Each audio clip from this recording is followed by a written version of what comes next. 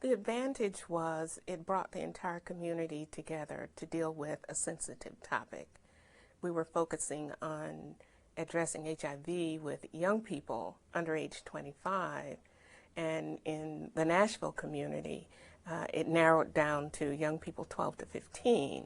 So bringing in various groups from the community who would have some interest in young people under age 15 was really important. Having them, churches, schools, all kinds of groups that would have some vested interests was really important. That was the advantage when decisions were made. It wasn't one group or two groups deciding, but rather the entire community had input and could buy into the overall approach that resulted in a specific program design. Now, a disadvantage was that it took a long time working with community groups. Some of the groups felt that it took a long time, but ultimately in the end, they realized that the time was well worth it, because when it came to getting media coverage for talking about sex and sexuality, HIV and AIDS, we didn't get resistance because everybody was supporting the effort, and it met the social norms of that particular community.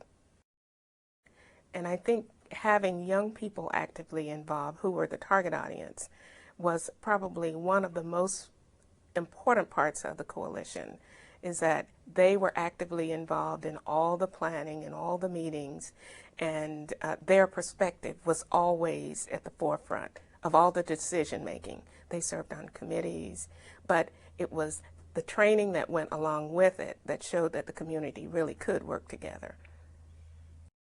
I think the biggest surprise that we had when we were trying to narrow down to a particular behavior that we wanted young people to engage in or to adopt, when we were talking about young people who were not sexually active already, we were looking for what do we want them to do. If they're not already sexually active, what do we want them to do?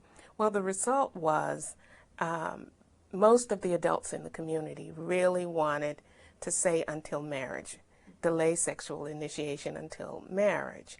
Well, having the young people and all the groups that work with young people together, regardless of where they were on the spectrum of opinions, the most surprising thing was the consensus was originally that it would be delay sexual initiation until sexual intercourse until marriage for those that were not sexually active.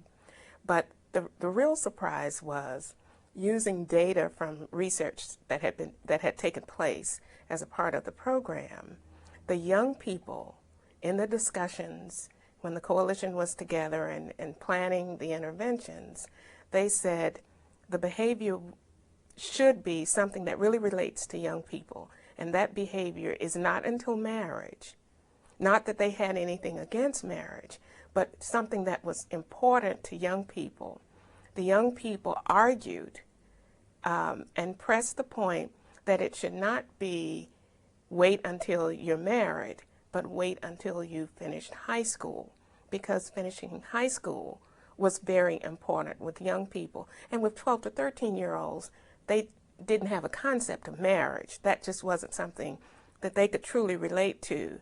So using community involvement and the overall coalition, they were able to sit and listen with young people who had been involved all along and agreed that we can agree that the objective would be wait until at least until graduation from high school, and still embrace wait until marriage.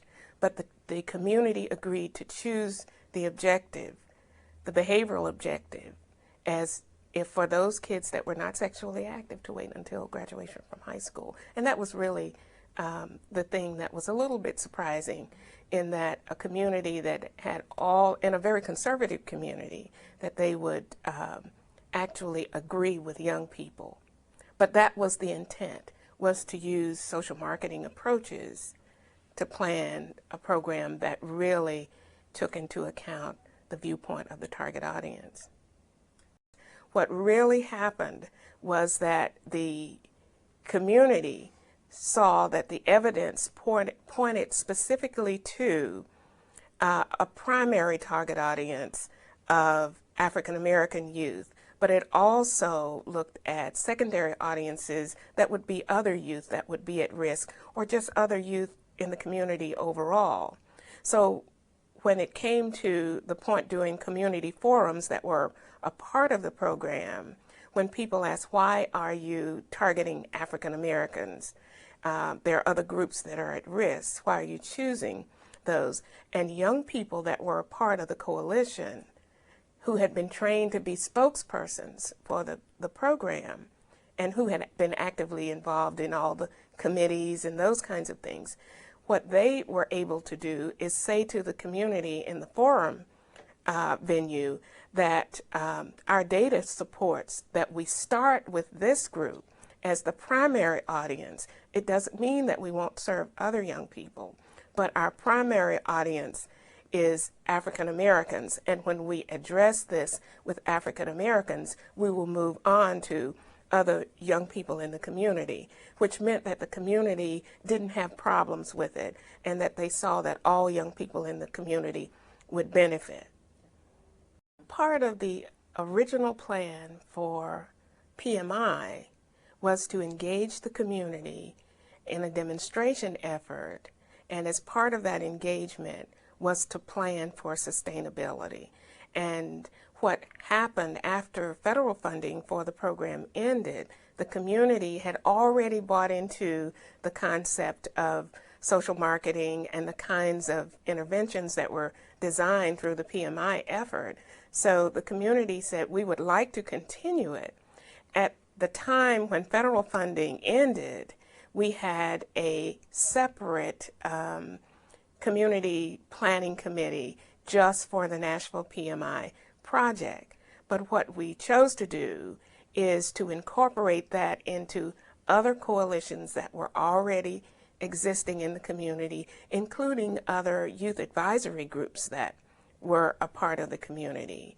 And many of the people who were a part of the PMI community coalition were part of other coalitions that address similar issues. So what we were able to do, as the community said, we want to sustain this, we were able to join those coalitions, become an integral part of those coalitions.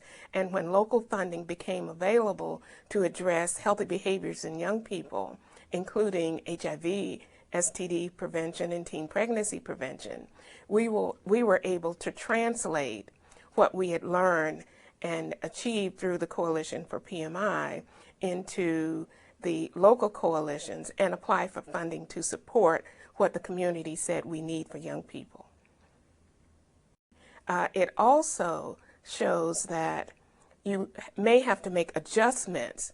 We don't have the magnitude of program. The program is not as large, but we still have developed partnerships within the community where we can use the limited dollars that are available to serve a significant number of young people. We serve approximately 1,000 kids a year, but it's local funding that supports it, but also local partners that provide other kinds of resources to help recruit young people, provide space, provide equipment to deliver the program. So the local dollars that we receive, we're able to leverage those to get additional dollars, whether local or state or federal, and the support that the community provides. But that's what the coalition and partnerships with the community does and pays off for sustaining the program.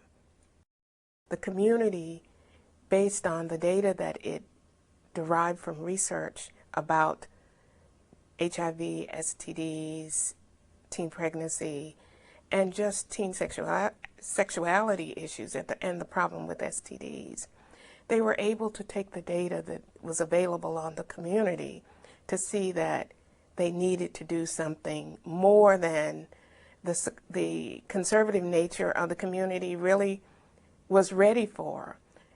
And that meant that talking about condoms was part of the equation. But what they were able to do was to find ways to talk about it, particularly through the radio drama, where it was designed to be simply real-life situations that young people face. And talking about condoms was a part of it, but it wasn't the focus of it. It stayed true to the objectives of the program for sexually active young people and the objectives for non-sexually active young people. But it was the community's learning more about itself and then looking at how do we as a community design interventions that would be effective in addressing the problem of HIV. So we lessen the fear of talking about condoms, and even the faith leaders that were a part of the planning understood that we know we have young people who get STDs, young people who get infected with HIV, who get pregnant or get someone pregnant. So we need to be able to address it. And they found ways to be comfortable with it, but still was respectful toward the social norms of the community.